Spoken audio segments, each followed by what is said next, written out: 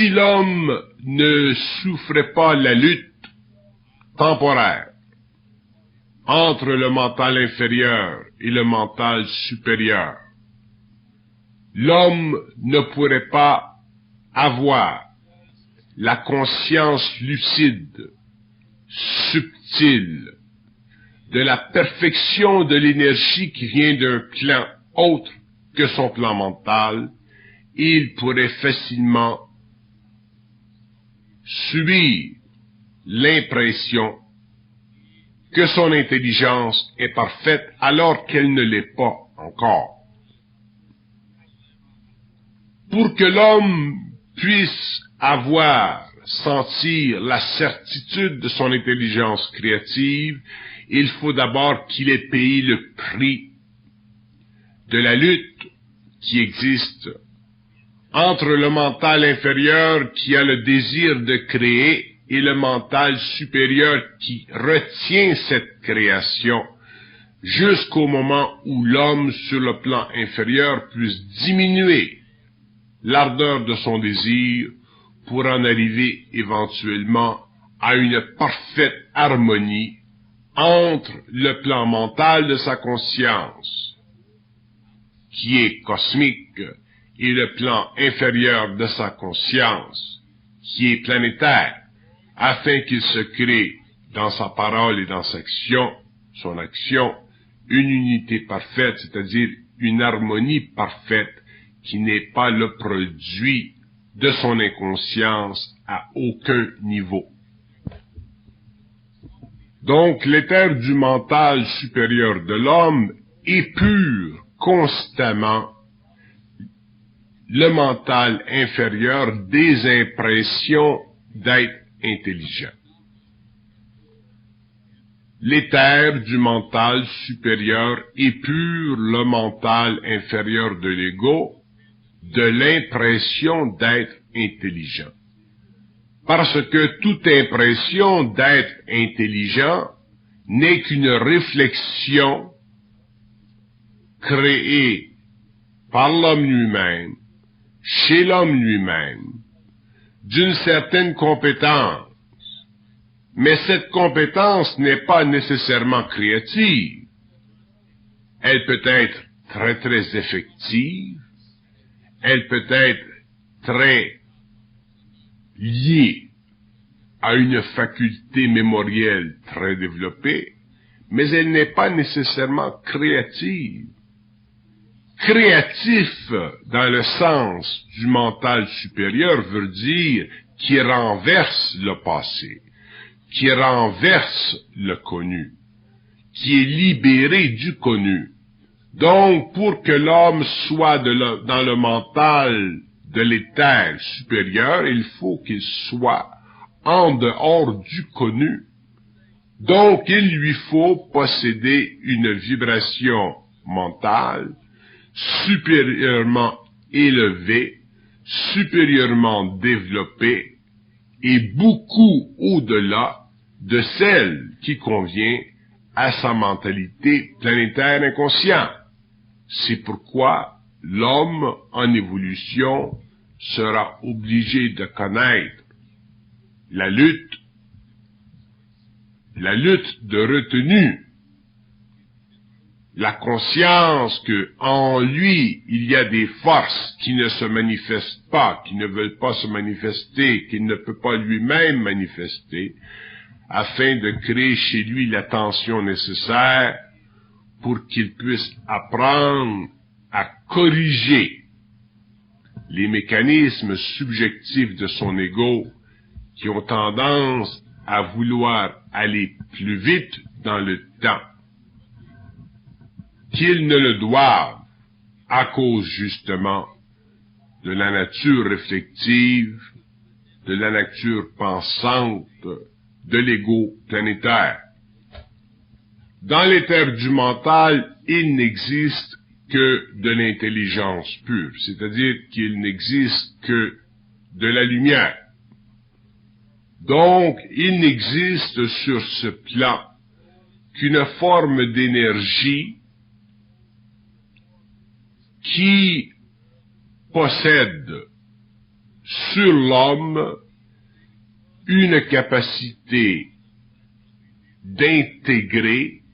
avec l'ego, dans la mesure où ce dernier est capable de supporter le temps de cette énergie. Si l'homme n'est pas capable de supporter le temps de cette énergie, il sera forcé de revenir en arrière et de vivre les petits appétits de son intellect, les petits appétits de son corps de désir,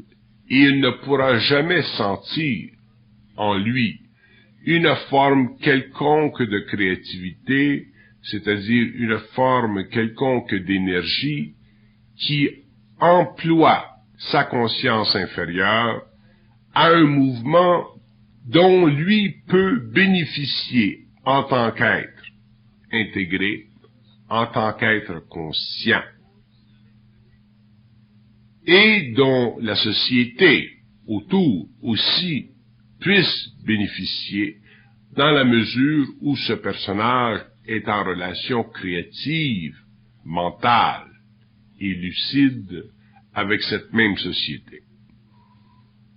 Donc, le lien entre l'éther du mental supérieur et le mental inférieur qui pense est un lien nouveau chez l'homme. Il sera obligé de s'habituer à cette nouvelle condition et il verra que cette nouvelle condition, tout en lui créant partiellement, temporairement, une sorte de perte de mémoire, dans le fond, ne crée pas de perte de mémoire. Cette condition ne fait que retenir en lui la mémoire qui auparavant, sur le plan subjectif, il pouvait facilement amener à la surface parce que l'homme inconscient avait pour mémoire, ou comme mémoire, un outil servant à sa vie planétaire dans ce temps-là. Mais à partir du moment où l'homme entre dans une vie consciente, dans une vie qui se rapproche de plus en plus de la conscience universelle, l'utilisation de la mémoire change, la fonction de la mémoire change, et éventuellement, la mémoire de l'homme devient totalement sous le contrôle ou sous l'empire du mental supérieur. Et dans la mesure où l'ego s'est habitué à ceci, l'ego n'en souffre pas. Et, dans un même temps, il s'habitue à intégrer une énergie qui est beaucoup plus puissante, beaucoup plus créative, mais dont les lois vibratoires,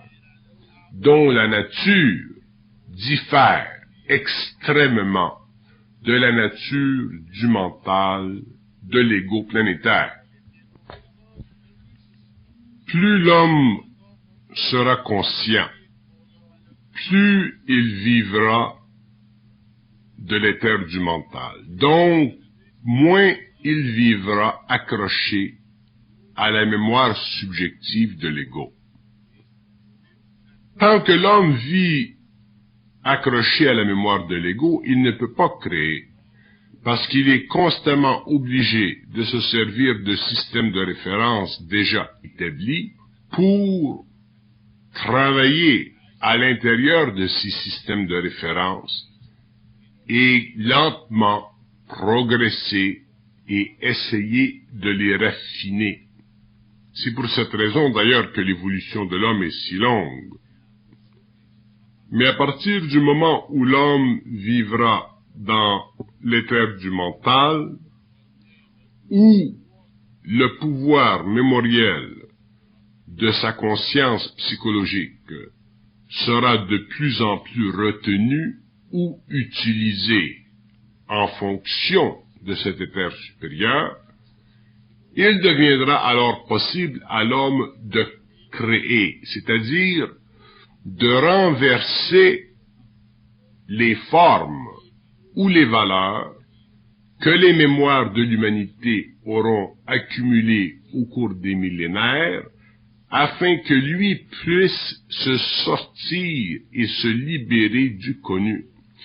Ce n'est que par l'entremise du mental supérieur, de l'éther mental supérieur, que l'homme peut se sortir de l'inconnu, du connu. Parce que le connu fait partie de l'expérience ancienne de l'homme. Il ne fait pas partie de l'expérience de l'avenir de l'homme. Et si l'homme doit venir un jour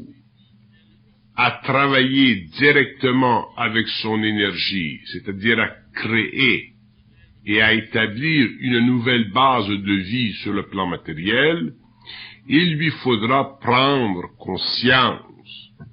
de la nécessité de greffer son mental inférieur à un éther mental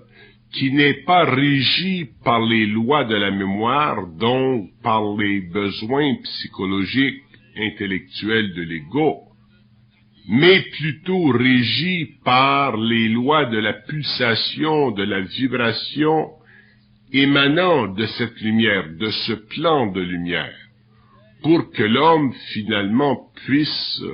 découvrir de nouveaux mécanismes à la vie, de nouvelles façons de vivre, de nouvelles façons de créer, afin de se donner une impulsion nouvelle qui fera partie du nouvel âge, de la nouvelle époque. Mais pour l'homme aujourd'hui, il est difficile de passer d'une étape à une autre parce que la mémoire fait partie de l'équilibre de son ego. C'est à travers la mémoire que l'homme est capable de prendre une certaine mesure psychologique de la valeur de son être planétaire. Et sans cette mémoire, il est perdu, ou il semble être perdu. Et pourtant, c'est une illusion, et c'est pourquoi, au cours de l'évolution future de la race racine, l'homme sera obligé, lentement, dans un certain rythme, selon son propre besoin, de perdre contenance face à la mémoire afin de pouvoir de plus en plus vivre de l'impulsion créative qui est éternelle en lui, qui est sans fin en lui. Il n'y a pas de limite dans le mental de l'éther supérieur. Il n'y a pas de limite quantitative, comme nous retrouvons sur le plan du mental inférieur mémoriel. Et l'homme doit s'habituer à ceci parce que c'est le début de sa libération, c'est le début de son mouvement créatif dans le monde, c'est le début de l'application de sa volonté dans sa vie, et finalement, c'est l'aspect de la fusion qui s'installe en lui et qui fait partie de la nouvelle évolution de l'homme.